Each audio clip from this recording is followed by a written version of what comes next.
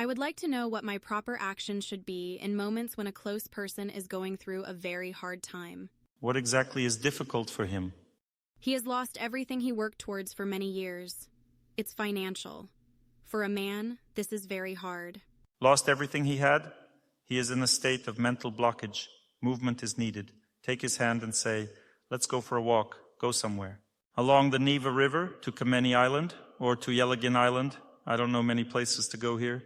Dr. Torsunov, what else should I do besides movement? Is there any other way I can support him or influence him? He's withdrawing more and more from the world. He seems very disappointed. Interact with people and transfer that energy to him. Respond exactly as you see fit. If you see that his willpower is damaged, then focus on prolonged, continuous movement.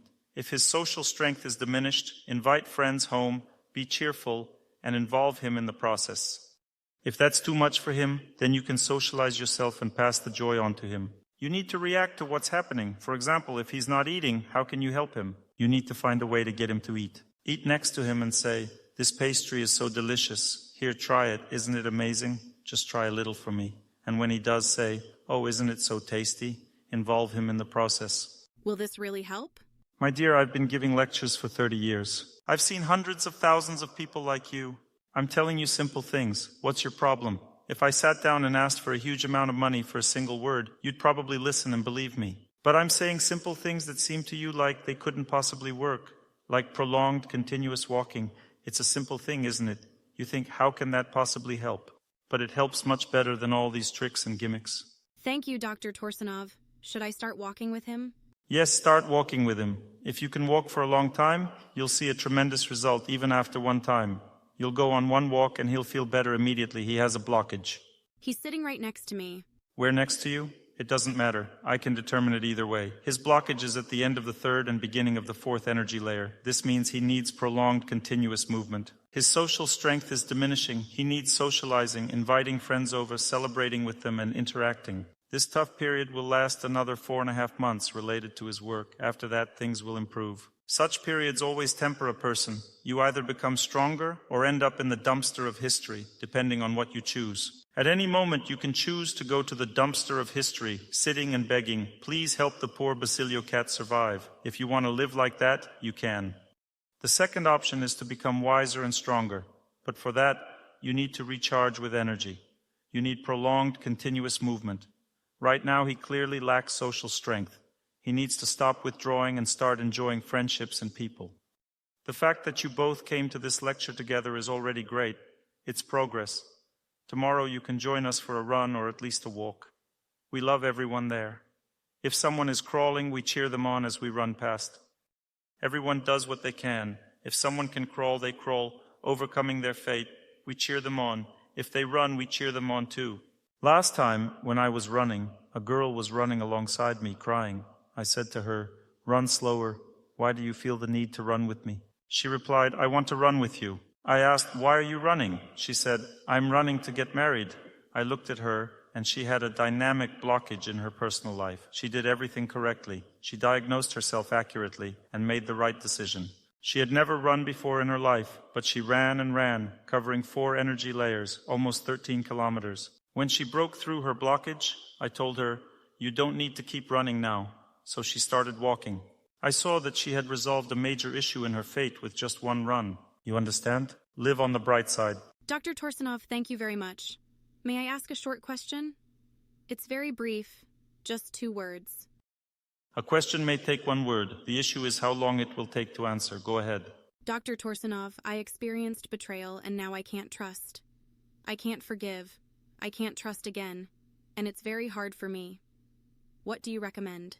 Betrayal comes in different forms.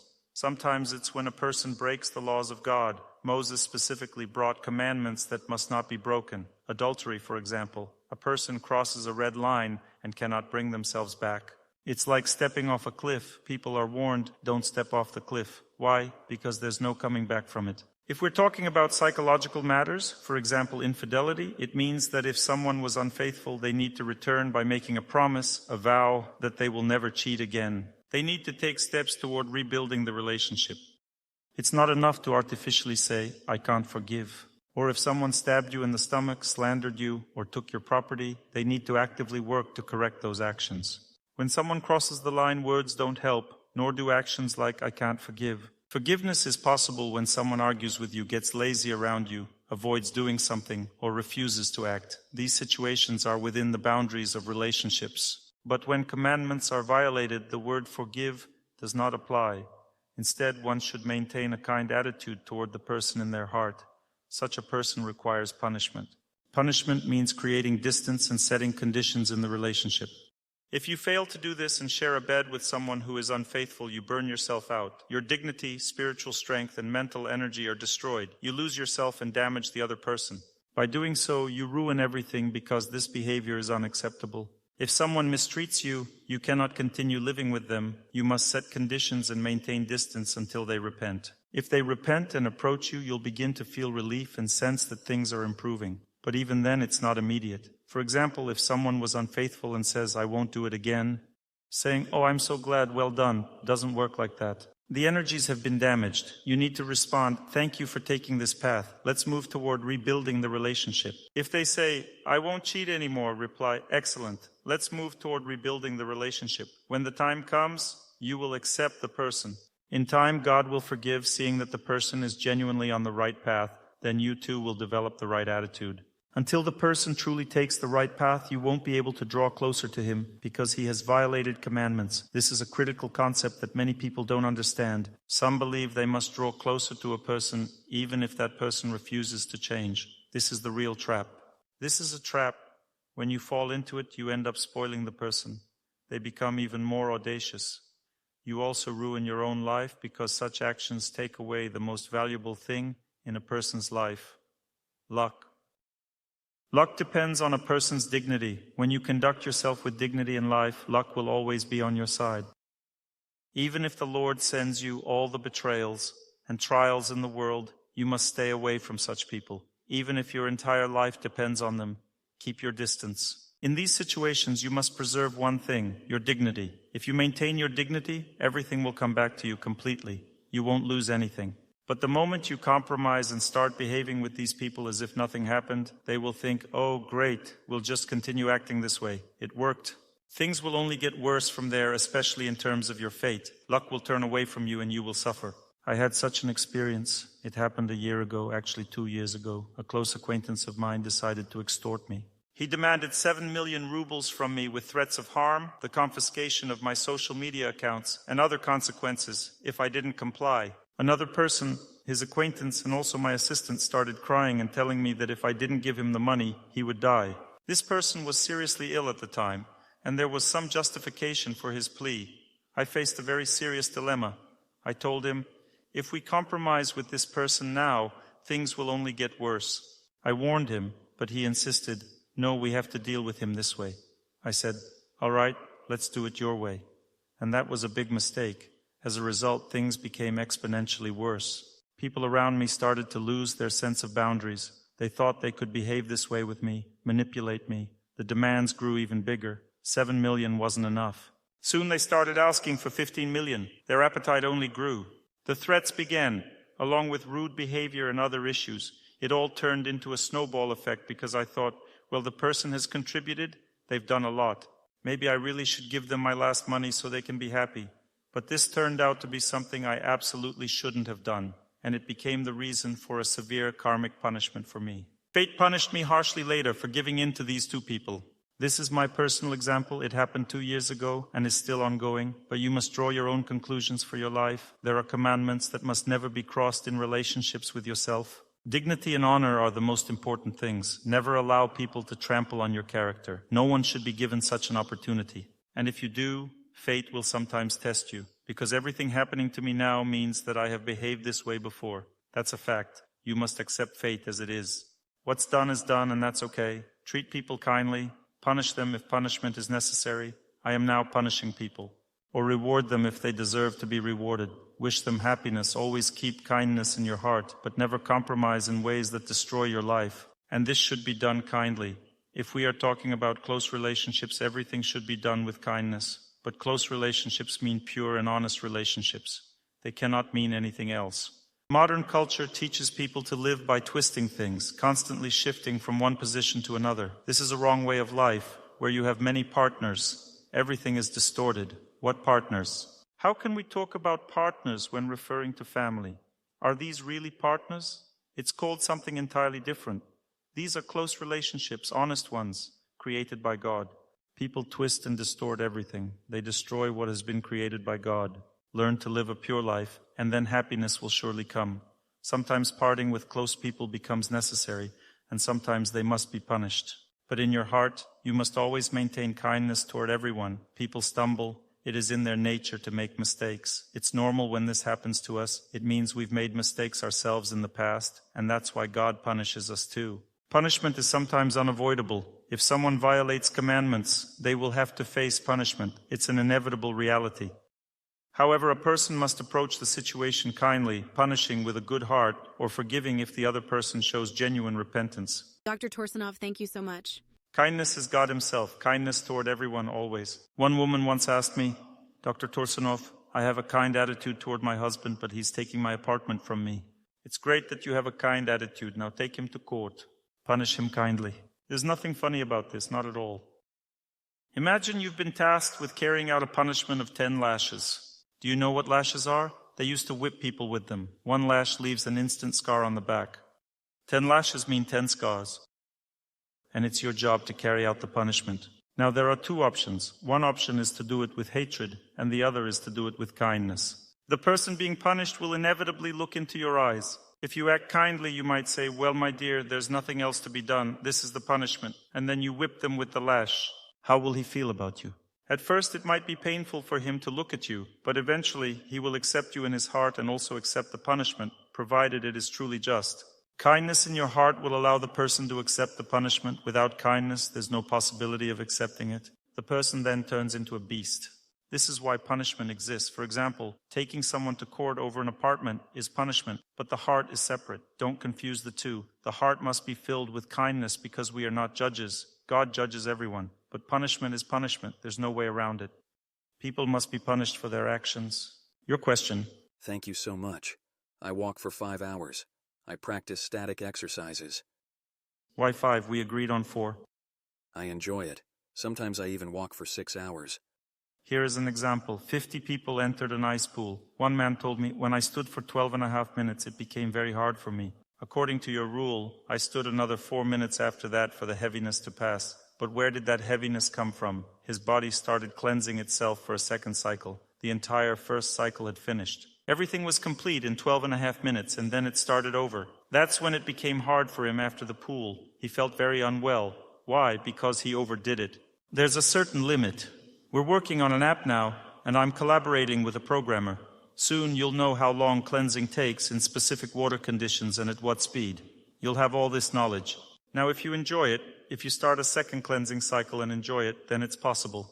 That's why some people cleanse themselves twice. They complete 1 round of cleansing, running 17 kilometers at a pace of 6 minutes 30 seconds per kilometer. You can then run another 17 kilometers, starting a second round of cleansing. There are specific principles at play in this second round.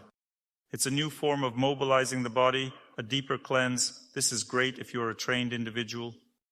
I have a sacred place I visit, where you must run 21.5 kilometers around if you want to circle it. If you walk, it takes about 4 hours and you cleanse all 5 energy layers. But if you run, the cleansing happens faster. The distance is the same, but the speed changes the pace of cleansing. For me, after cleansing 5 layers, I also cleanse an additional 1.5 layers. But during that final half layer, my pulse rises significantly. I did this 3 times in a row, and each time the pulse spike became smaller and smaller. My body started adapting to the additional cleansing cycle. Whether it's necessary or not, I'm not entirely sure. I know that cleansing once is necessary, but as for repeated cycles, I haven't studied it thoroughly. However, I assume that if you continue cleansing joyfully for a certain number of cycles, perhaps even lost teeth could begin to regrow, because such phenomena exist. One man told me a story about being stuck in the taiga and freezing. He wished everyone happiness, prayed, and survived as a result. I observed that he cleansed all 5 layers with cold 5 times in a row, continuously. He didn't overstrain himself and survive because he embraced the cold and endured it the entire time. Eventually, he was rescued. He recovered and his teeth, which were previously missing, started to regrow. His mouth was completely renewed. I began studying this phenomenon and discovered that some species of eagles retreat to the mountains every 70 years. They stop eating and sit in the sunlight for extended periods. Their feathers fall out, everything that can fall out does, and then it all grows back again. They renew themselves. There are yogis who sit in dark rooms or caves with no light entering, no sounds, and complete isolation. Their teeth fall out, but then they grow back. They live like this for up to 200 years. But there is one issue here. If you do everything incorrectly and are unprepared, everything could fall out and not grow back. So if you lack the necessary knowledge, it's better not to attempt this. I'm just sharing with you what's possible. However, if you want to live to be 90 years old, healthy, energetic, and happy, you should practice asceticism.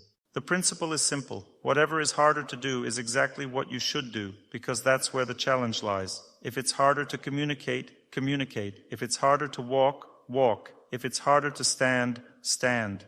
If it's harder to fast, fast. Whatever is hardest to do, that's where longevity resides. But you should start these austerities with what is easiest for you. I practice static exercises. In my free time, I pray and listen to lectures. That's very interesting. How has your life changed? I'm curious. So far, I just feel that it's hard for me. So you're doing this because you're going through a difficult period? Yes. Has it become any easier? It has gotten easier, but outwardly nothing has improved. This is the first cycle of fate. It improves things internally. Then comes the second cycle, which is between you and others. For instance, you may feel resentment towards someone, but that resentment will start to fade. Even if the person betrayed you, you'll be able to have a normal conversation with them and interact. However, you shouldn't cast pearls before swine. You can talk to them and wish them happiness. That's the second cycle of fate. The first is peace in your heart. So, your first cycle of fate is being restored, right? Yes, probably. My diagnosis is this. You still have a lot of static tension. Therefore, you need to add water therapy. Static exercises alone are not enough. You also need water. There's heat in your body. The resentment remains, and the sense of injustice lingers. You need to remove these with water. I have a question. I have a serious problem. I'm afraid of losing my inheritance, so I give in to others. If you're afraid of losing your inheritance, you will lose it. What a person fears is what happens. The first thing to do is stop being afraid. Fear represents the work that needs to be done. Do you need to preserve the inheritance? Build a business, earn money. That's fine. We live and earn money. It's normal. There's no problem with that. What should you do to earn money? You need to pray to God for detachment so that you can internally feel independent from money. When you reach this state, money will flow to you naturally, and you must deeply respect your parents. Your greed or desire to use them must become weaker than your desire to serve them. So serve your parents. That's the first step. Become detached internally. That's the second. Then your parents will feel gratitude and happiness in their hearts that they have you in their lives. This means they will want to give you the inheritance themselves if it is meant for you. That's another important thing to understand. Sometimes we desire something that isn't truly ours. In such cases, it's wrong, and God will not support it. It's crucial to understand all of this because when we try to grab something that doesn't belong to us, it's wrong. For example, if I grab your hand right now and start pulling you toward me, what will you do? You'll resist even though it's Dr. Torsunov pulling you. You'll still resist and try to pull your hand away. Now, when you're pulling from your parents, they will naturally resist. It's an inherent law. Can I clarify? What if they are against my interests, my spiritual practice? That's more interesting. Now there's a contradiction between your spiritual practice and money. That's what God has placed before you. Everyone will face this in life at some point. God will ask, do you choose me or money? If you choose God, you will preserve the money, God and yourself. But if you choose money, you lose everything. It's a tricky test. At the same time, you need to understand what faith truly is. Faith is kindness toward people. You see, here's how it happens. Suppose a person doesn't understand what kindness is, but knows what profit is. Often people begin spiritual practices out of a sense of personal gain, and this eventually destroys families. Let me explain how it works. You feel suffering with a close person. It's hard, unbearable. They've exhausted you. Then you listen to Dr. Torsunov and start going to the temple. You think, oh, I feel so good, so peaceful. Forget them. I feel great. Forget them all. They can stay far away. I'm happy here. There's consecrated food. There are hymns. Everything is wonderful. I love it. And your close ones say, why are you feeling so great all of a sudden? Because I'm not with you. I'm there. That's why I feel good. I'll always be there. That's it. This means you've understood nothing at all. Spiritual practice is meant to bring kindness to your loved ones. You take kindness from the temple and share it with your loved ones. Don't be selfish. Don't just enjoy it and remain indifferent to others. How do you share kindness with your loved ones? Don't try to persuade them to go to the temple. Don't tell them how good you feel there. Don't do that at all. It's simple. If someone close to you feels good being around you, then you naturally want to feel good being around them too. But if you can't accept their perspective, conflict begins. So don't tell them how great you feel in the temple. Instead say, I feel good with you. As for the temple, say, I'm just experimenting there, observing how things are.